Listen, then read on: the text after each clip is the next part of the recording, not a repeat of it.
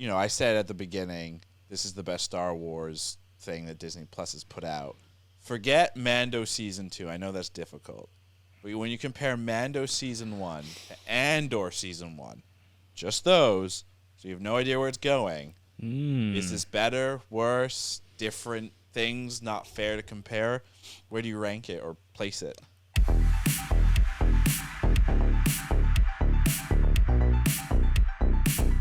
What is my sacrifice?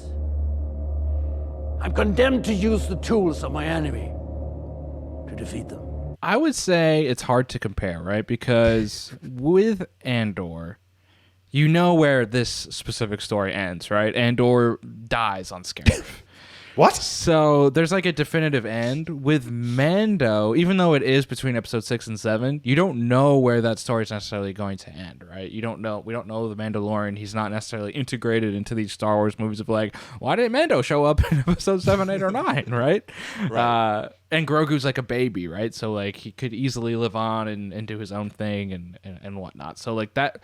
There's more open-endedness to this, while Andor, like, prequels are tough, right? Because you have to fit into a very defined structure and like narrative, and you kind of know the end point, and you have to still make that like exciting and different and whatnot. So I don't know.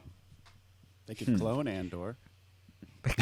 They could. He's a clone. I'm gonna say Mandalorian is a hair better. And I think the only reason is that Mandalorian gave us the mystery of Grogu right in episode 1.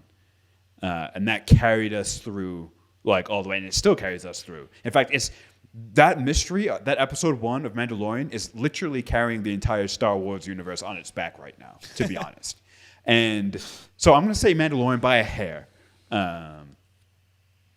Whereas, like Arjuna said, like Andor, you kind of know where it's going. That being said, it's still really compelling. It's really compelling, and if you do prequels right, they can be very powerful. And I think the best recent example of that is Better Call Saul.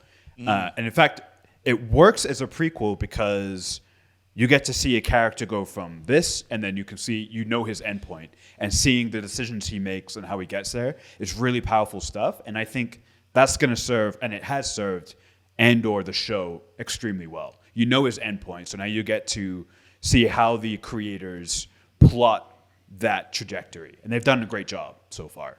I think I'm glad you brought up the episode 1 thing of Mando, because that's like a pivotal moment for Star Wars.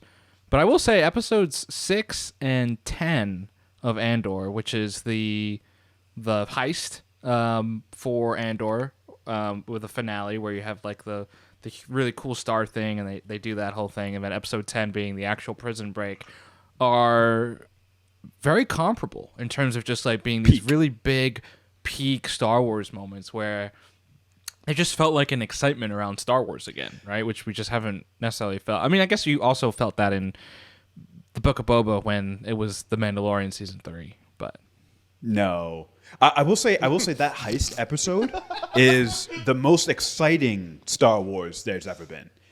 So that was like straight up, like, when you go to a good thriller and you're on the edge of your seat and you're like, I think my heart was slightly racing. I was like, oh my God. You sure that wasn't the coffee? That might be peak Star Wars, to be honest, right there. yeah. I think the big one, I'm going to say Andor is the better one of the two, because it has a harder job, I think, than what Mandalorian has, where Mandalorian is opening new territory, and Star Wars is supposed to be a galaxy, a very big galaxy, long time ago, far, far away, whatever, and not just about the fucking Skywalkers. Both shows have done a really good job of like staying away from those annoying families. Like,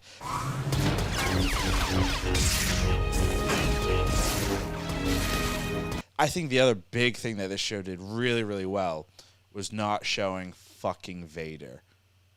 Like that Or alone, Palpatine. Or Papa Palpatine. Like that alone, like we get it. We get these two jackasses are fucking everything up, and they're scary. Don't have to keep like reiterating that. It was more effective, I think.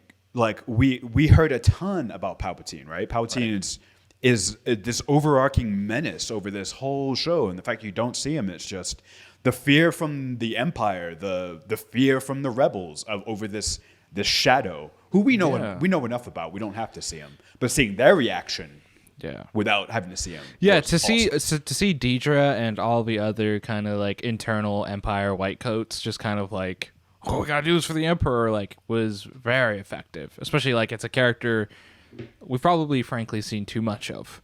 You know, we don't need to see No more. wrinkly old Papa Palpatine anymore. Right.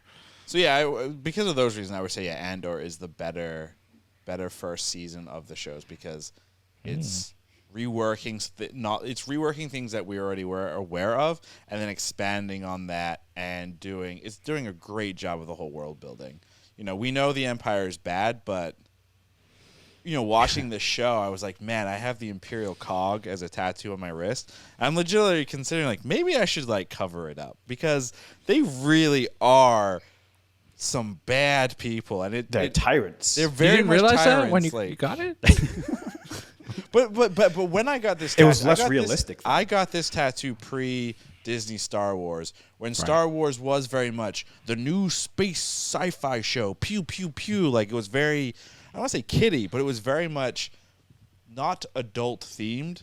And Andor is, I think, a more adult oriented show where it's going to show you the things that you don't like, while Mandalorian is going to be, oh look, the baby threw up, cute.